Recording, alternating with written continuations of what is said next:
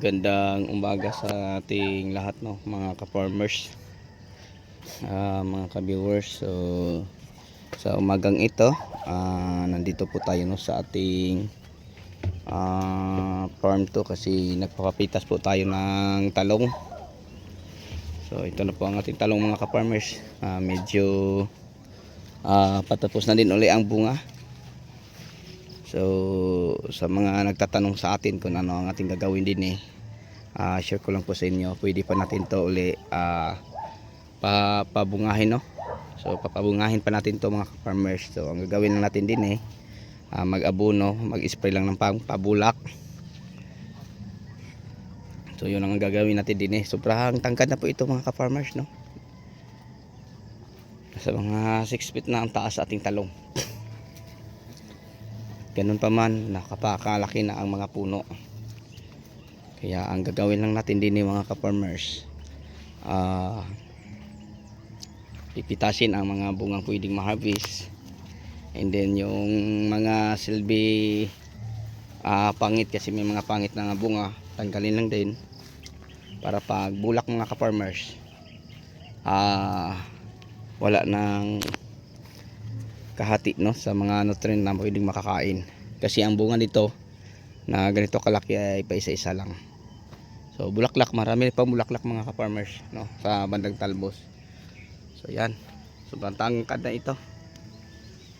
Tirap na natin daanan.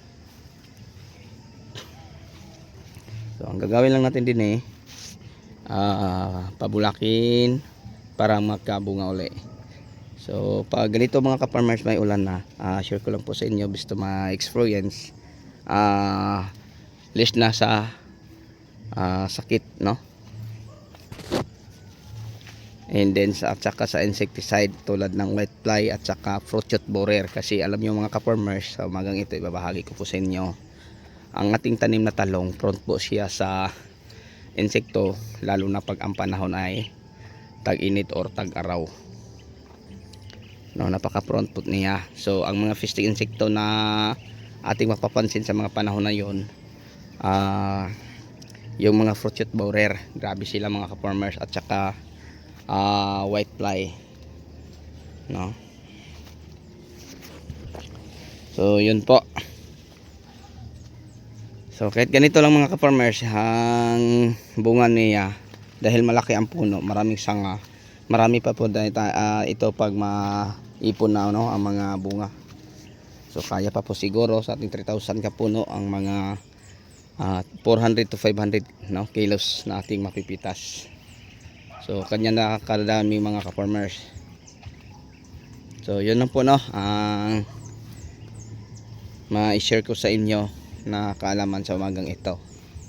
So pag mapansin nyo, ang talong nyo ay parang ganito na ang hitsura, no, konti na lang ang bunga. Ang gagawin natin, lahat ng bunga ay ating tanggalin na pwedeng ma-harvest, at saka yung may mga bungang and then mag-spray uli ng panibagong spray. So kahit gold lang muna, mga ka-farmers, ang ating i-spray, no. Yan po sila. So nasa bandang dulo na po tayo, mga ka-farmers. So hirap pasukin ang ating talong dahil sa sobrang taas na po, no, ng mga puno niya. Yan, napakalaki ang puno, mga ka-farmers, sa ating talong.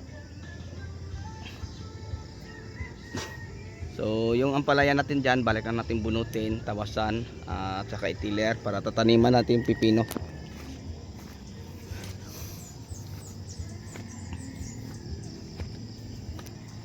Yan ang mga bulaklak.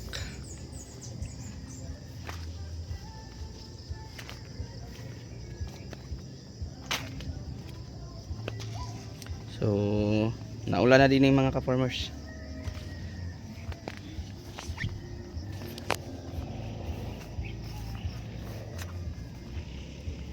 Yan na po ang ating mga talong.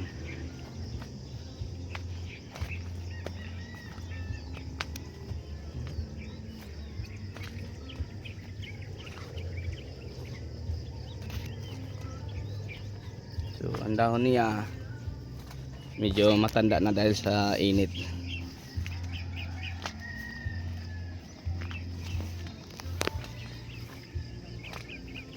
Okay, yun siguro, no. So, yun po, no. Grabe. Tangkad ng ating talong. Wala. Kung hindi ito naraton, mas matangkad pa din eh.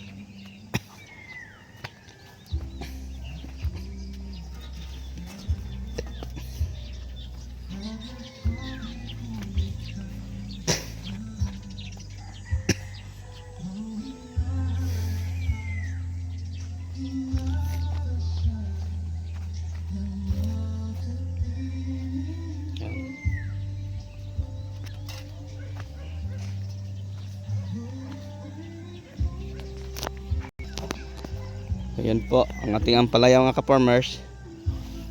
Pang last na to ng harvest kasi tataniman din natin to ng pipino. So may mga pa isa-isang bunga pa naman na pwede nating mga simi. Yan, may mga simi pa. Mga ganito mga ka-farmers, oh.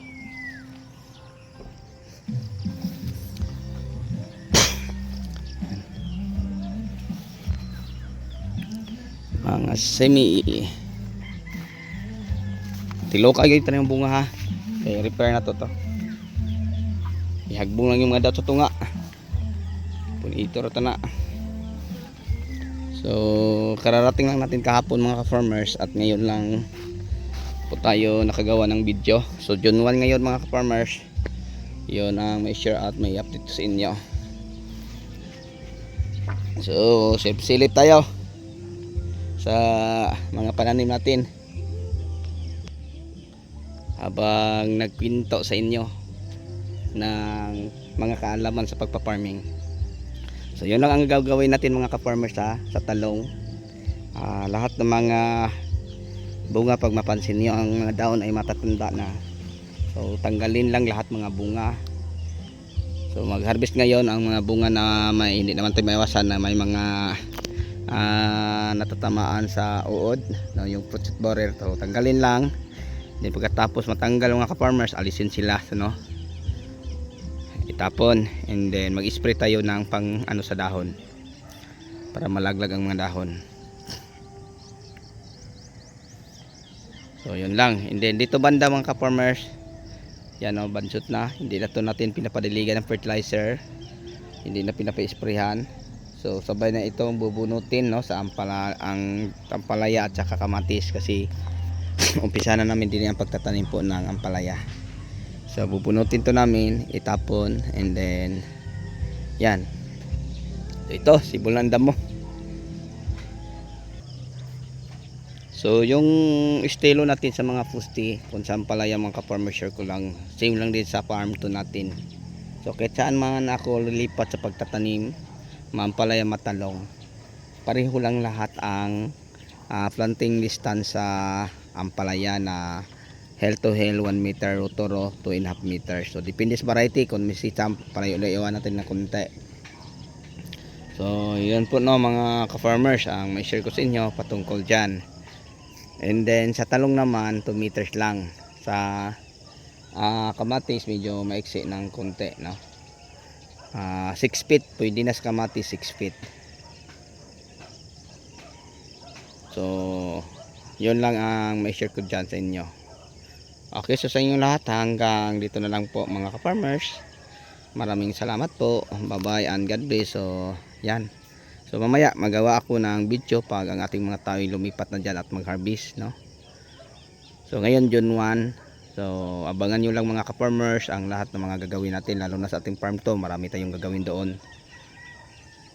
So yan, ipapakita ko po sa inyo lahat. So hanggang sa muli, ako na po yung magpaalam, bye bye and God bless.